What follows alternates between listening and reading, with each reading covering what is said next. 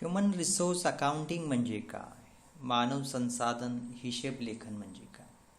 कोणताही उद्योग छोटा असो, मध्यम असो किंवा मोठा असो, एकल व्यापारी असो, भागीदारी संस्था असो, कंपनी असो किंवा बहुराष्ट्रीय कंपनी असो, तर त्या ठिकाणी कामगार किंवा कर्मचारी ही गोष्ट अत्यंत महत्त्वाची असते. तर याला ह्युमन रिसोर्स असं म्हणतात. कोणत्याही व्यवसायामध्ये ह्युमन रिसोर्स हा एक सजीव घटक आहे. त्याला बुद्धी आहे, त्याचा उपयोग करून तो कल्पना करतो, प्लॅनिंग करतो, ऑर्गनायझिंग करतो, कंट्रोलिंग करतो, मोटिवेशन देतो आणि अपेक्षित कार्य ठरलेल्या वेळेत घडवून आणतो.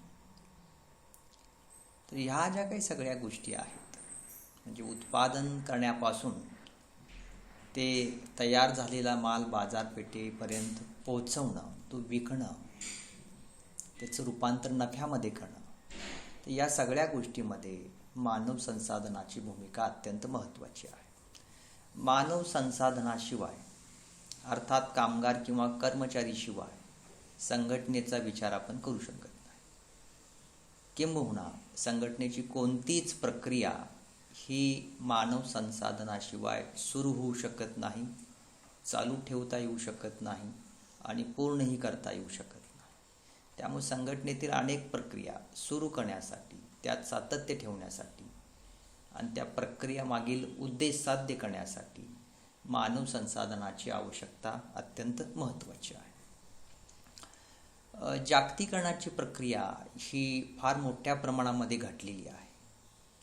अनेक देशातील उद्योग व्यवसाय हे आपल्या देशामध्ये कार्यरत आहेत आणि आपल्या देशातील अनेक उद्योग व्यवसाय हे परदेशामध्ये कार्यरत आहेत. तर अशा परिस्थितीमध्ये मानव संसाधनाचं महत्त्व मोठ्या प्रमाणामध्ये वाढलेलं आहे आणि त्याच्याशी संबंधित योग्य निर्णय घेतल्यास संघटनेला यशसुद्धा मोठ्या प्रमाणामध्ये मिळू शकतं किंवा मिळतं आहे. ह्युमन रिसोर्स अकाउंटिंग यामध्ये accounting for expenditure related to human resources as assets म्हणून विचार करण्यात येतो. अर्थात ह्युमन रिसोर्स अकाउंटिंगमध्ये ॲसेट्स मानलेला आहे आणि त्या ॲसेट्सवरती झालेले एक्सपेंडिचर किती आहेत आणि त्या ॲसेट्समुळं किती लाभ झालेला आहे, तर याचा विचार या ठिकाणी करण्यात येतो. तर याच्यापूर्वी या ॲसेट्स मानव संसाधनाला कामगार किंवा कर्मचारी अर्थात एक उत्पादनाचा घटक मानलं जात होतं आणि त्याच्यावरती झालेला खर्च हा प्रॉफिट अँड लॉस अकाउंटमध्ये खर्च म्हणून मांडण्यात येत होता. तर आजच्या या परिस्थितीमध्ये ह्युमन रिसोर्सला ॲसेट्स मानलेला आहे आणि तुम्हाला माहिती आहे की ज्या फिजिकल ॲसेट्स आहेत तर त्याच्या बाबतीत डिप्रिसिएशन चार्ज केलं जातं, परंतु ह्युमन रिसोर्स ही फिजिकल ॲसेट्स नाही, ही लाईव्ह ॲसेट्स आहे. तर याच्या बाबतीत डिप्रिसिएशन न चार्ज करता ॲमोर्टायझेशन हे दाखवलं जातं. त्यामुळं ज्या भौतिक साधनं आहेत तर त्याच्या बाबतीत डिप्रिसिएशन आणि मानव साधन किंवा संसाधन आहे त्याच्या बाबतीत ॲमोर्टायझेशन ही गोष्ट अकाउंटिंगमध्ये दाखवली जाते. तर आता यामध्ये मानव संसाधन हिशेब लेखन याचा अर्थ काय? Human resource accounting is the process of assigning, budgeting, and reporting the cost of human resources incurred in an organization, including wages and salaries and training expenses. अर्थात मानव संसाधन लेखांकन ही एक प्रक्रिया आहे ज्यामध्ये एखाद्या उद्योग संस्थेमधील मानव संसाधनाची मजुरी आणि वेतन ठरवणे, बजेट तयार करणे आणि त्याबाबत झालेल्या खर्चाचा अहवाल देणे, यामध्ये मजुरी व वेतन आणि प्रशिक्षण या खर्चांचा समावेश होतो.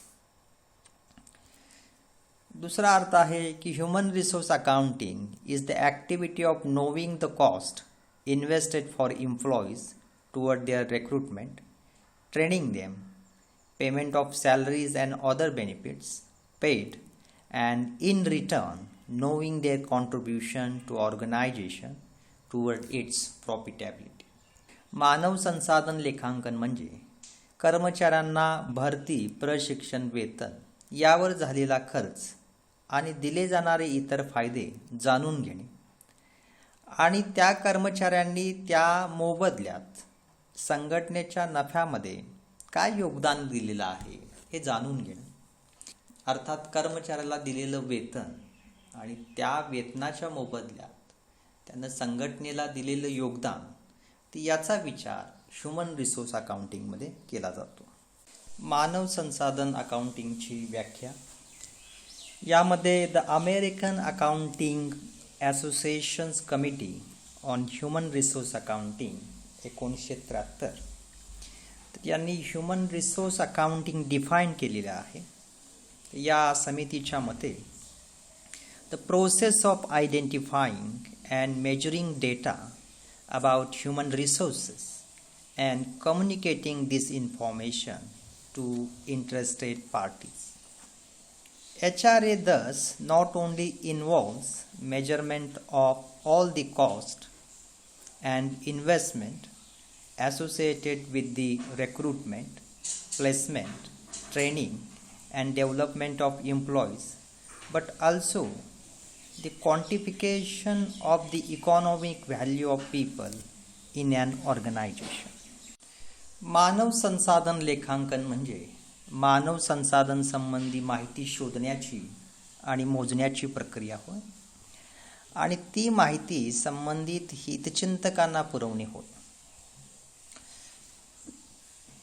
आता यामध्ये संघटनेमध्ये जे कामगार आहेत, कर्मचारी आहेत, पर्यवेक्षक आहे, अधिकारी आहे, मॅनेजर आहे, इंजिनियर आहे, असं जे मानव संसाधन आहे त्यांना दिला जाणारं वेतन किंवा त्यांच्यावरती केला जाणारा खर्च, त्यांची भरती करणं, त्यांची नियुक्ती करणं, त्यांना ट्रेनिंग देणं, त्यांना कामामध्ये सामावून घेणं, तर ह्यासारख्या अनेक गोष्टीवरती खर्च येत असतो. तर या खर्चाचं क्वांटिफिकेशन करणं, अर्थात हे झालेले सगळे खर्च पैशाच्या स्वरूपामध्ये मांडणं आणि त्याच्या मोबदल्यात त्यांनी संघटनेला काय योगदान केलेलं आहे तर ते सुद्धा पैशाच्या स्वरूपामध्ये मांडणं. अर्थात खर्च आणि त्यांचं योगदान ह्या दोन्ही गोष्टी आर्थिक स्वरूपामध्ये व्यक्त करणं किंवा मांडणं ही गोष्ट या ठिकाणी केली जाते. दुसरी व्याख्या केलेली आहे फ्लॅमोज यांनी.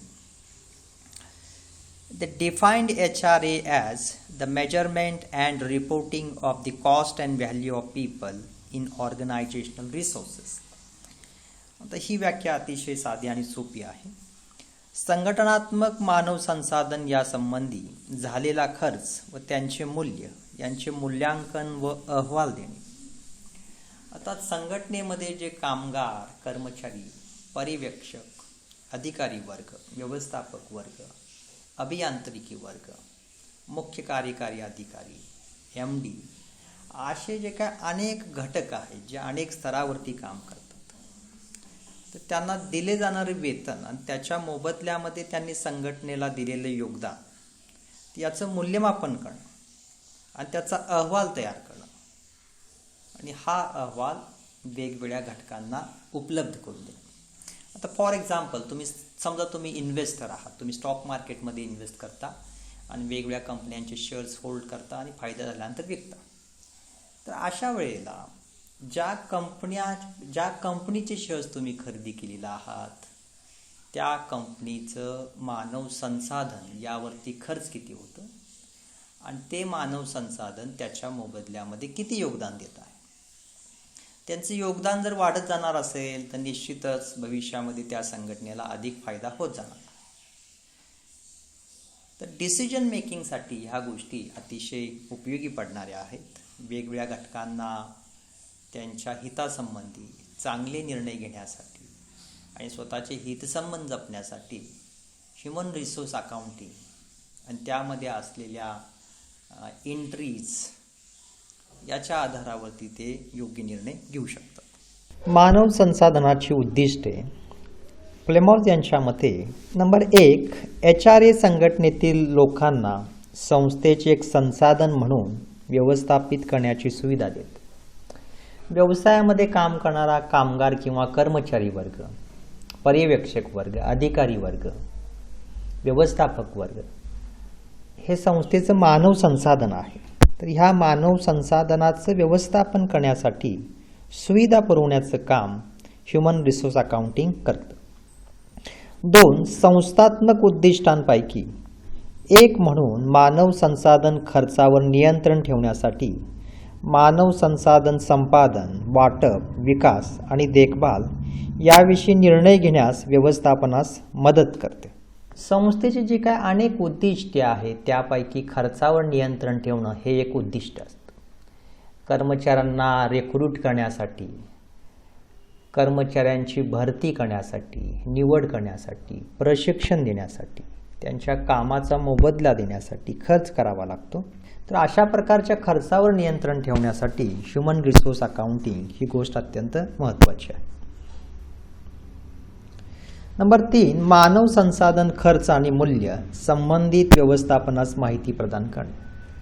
संघटनेमध्ये काम करणारा कामगार आणि कर्मचारी वर्ग जो आहे त्याच्यावरती किती खर्च झाला आणि त्याच्या मोबदल्यात त्या कर्मचाऱ्यांनी व्यवसायाच्या किंवा संस्थेच्या नफ्यामध्ये किती योगदान दिलेलं आहे याची माहिती गोळा करणं, त्याची माहिती देणं. नंबर 4. मानवी संसाधनाचा प्रभावीपणे उपयोग झाला आहे की नाही हे पाहणे. मानव संसाधनावरती झालेला खर्च आणि मानव संसाधनाचं योगदान ह्या दोन गोष्टीच्या आधारावरती अपेक्षित योगदान झालेलं आहे की नाही ही गोष्ट ठरवता येते. योगदान कमी आहे का, योगदान जास्त आहे का, योगदान मूल्याच्या बरोबर आहे का, अर्थात खर्च आणि मूल्य समान आहे का. तर यासारख्या गोष्टी ठरवण्यासाठी ह्युमन रिसोर्स अकाउंटिंग उपयोगी पडतं आणि त्याचा प्रभावी उपयोग संघटनेची कार्यक्षमता वाढवण्यासाठी केला जाऊ शकतो. नंबर 5. मानवी संसाधने संस्थेमध्ये स्वारस्य असलेल्या व्यक्तींच्या गुंतवणुकीवर परतावा देत आहे की नाही हे पाहणे. अर्थात संघटनेमधील ज्या कर्मचाऱ्याला किंवा ज्या अधिकाऱ्याला किंवा व्यवस्थापकाला जितकं वेतन दिलं जात आहे तर त्याच्या मोबदल्यात त्याचं योगदान किती आहे, त्याच्या मोबदल्यात तो संघटनेला रिटर्न किती मिळवून देत आहे. तर ह्या गोष्टी समजण्यासाठी, ह्या गोष्टी पाहण्यासाठी ह्युमन रिसोर्स अकाउंटिंग फार महत्त्वाचं आहे. फॉर एक्झाम्पल, मार्केटिंग डिपार्टमेंटचा जो मार्केटिंग मॅनेजर आहे त्याला मंथली 1 लाख रुपये सॅलरी दिली जाते, पण त्याच्या मोबदल्यात तो संघटनेला त्याच्यापेक्षा अधिक रिटर्न मिळवून देतो. अर्थात या केसमध्ये मार्केटिंग मॅनेजरचं मूल्य अतिशय चांगला आहे. नंबर 6. बँकर्स, वित्तीय संस्था आणि लेनदार इत्यादी सारख्या बाहेरील व्यक्तींना मानवी संसाधनाचा तपशील देणं. संस्थेच्या बाहेरच्या ज्या काही बँका आहेत, वित्तीय संस्था आहेत, ज्यांच्याकडून कर्ज घेतलेले आहे, तर अशा इंटरेस्टेड पार्टीजना संघटनेमध्ये काम करणाऱ्या मानव संसाधनाविषयक माहिती देणं, त्याचा तपशील देणं हे ह्युमन रिसोर्स अकाउंटिंगचं आणखीन एक महत्त्वाचं उद्दिष्ट. याच्या आधारावरती गुंतवणूकदार संबंधित संस्थेमध्ये गुंतवणूक करायची की नाही ही गोष्ट ठरवू शकतात.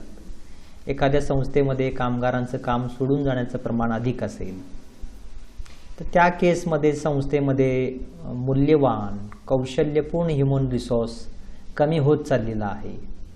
तर याच्यावरून जे लेणीदार आहेत, क्रेडिटर्स आहेत, त्यांच्या लक्षात येतं की संस्थेमध्ये ह्युमन रिसोर्स, कौशल्यपूर्ण ह्युमन रिसोर्स, चांगलं ह्युमन रिसोर्स हे कमी होत चाललेलं आहे. स्वतःचे निर्णय व भूमिका घेण्यासाठी ह्युमन रिसोर्स अकाउंटिंगचा उपयोग करू शकतात.